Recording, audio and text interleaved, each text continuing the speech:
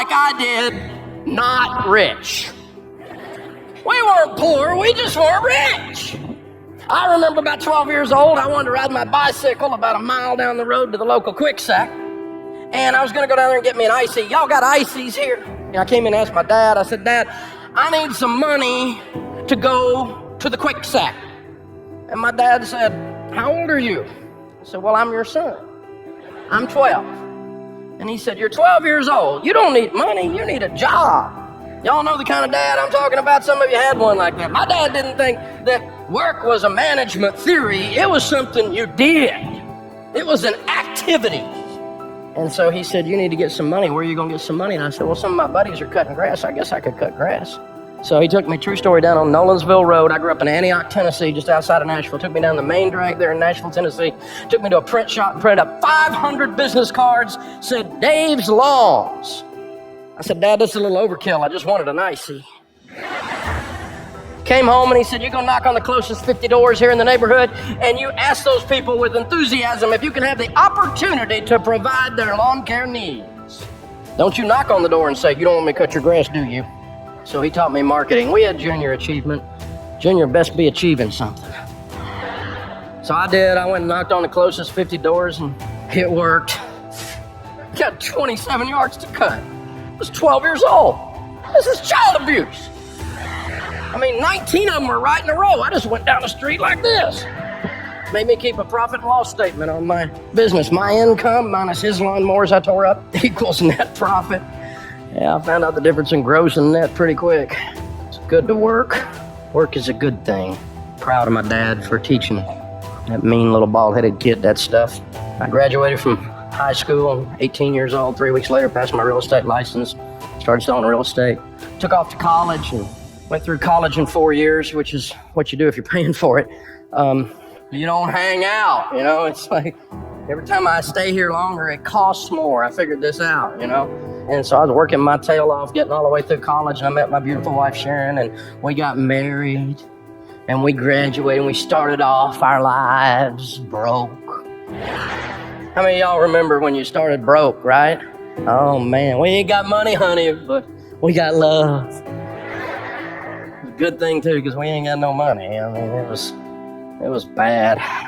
We were eating off a card table. She was driving a 1902 Pinto. Came out of college, and I went through a couple jobs. I started buying and selling real estate. I grew up in the real estate business. Mom and Dad were in the real estate business, and I was good at it. And starting from nothing, by the time I was 26 years old, I had about $4 million worth of real estate. A little over $1 million net worth. In my best year ever in that business, I made $250,000 cash taxable income one year. That's $20,000 a month. I don't know where you grew up, the neighborhood I grew up in, that's known as rich. I was having so much fun. And here's what's weird. I do everything backwards, y'all. 26 years old, our bank that we owed $1,200,000 to got sold to another bank. I know that never happens in your town. And they looked down, they said, a kid 26 years old owes us over $1 million. Let's limit this relationship, which is banker talk for ruin his life. And they called our notes. I had 6 months to come up with over $1 million. And the second largest lender, another bank, $800,000 owed to them, heard I was in trouble because I was in trouble. And it gets out in the town, doesn't it? They're not supposed to talk about it, but they do. And they called another $800,000. So I had $2 million due. It's all tied up in real estate. And we spent the next 2.5 years of our life losing everything we owned. We were foreclosed on. We were sued. We were sued so many times, the guy with the sheriff's department that brings the little lawsuit papers, we're like on a first name basis with him. Sharon's making him cookies.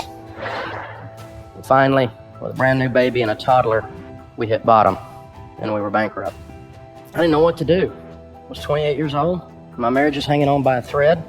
Pain is not my preferred method of learning, but it is a thorough teacher. And finally, we were bankrupt. Brand new baby. I remember standing in the shower with it as hot as I could stand it in my face and just stand there and cry because I was so scared. And there was nobody to talk to because I was so ashamed to tell anybody what I had done. Because everybody else has got their act together, right? At least that's what we think, until you find out what's really going on behind closed doors. Now, I've got a finance degree, okay? I've got letters and licenses after my name, you know? And I still did stupid with zeros on the end. And so I found out the Bible has financial principles in it. And I thought, that's pretty cool. If I'm going to be like a Jesus guy, I ought to know what Jesus says. I better read this stuff. And I started reading it, and I went, oh, I didn't do that right. Ooh, that left a mark. Ooh, ow. Hey, I did that one right. Oh, my finance teacher actually agrees with that one. Nobody agrees with that one. Have you ever done that? Because I started figuring out, this is a love letter to me from my father who's crazy about me. And once I figured that out, it's my marriage manual. It's how we're married. And so I found all those places where she has to do what I say. And then she found those places that I don't, that she doesn't. And we started handling our money this way. And I gotta tell y'all something. It worked. It turns out this is the truth. And to the extent this doesn't line up with your feelings, get over yourself. You're wrong.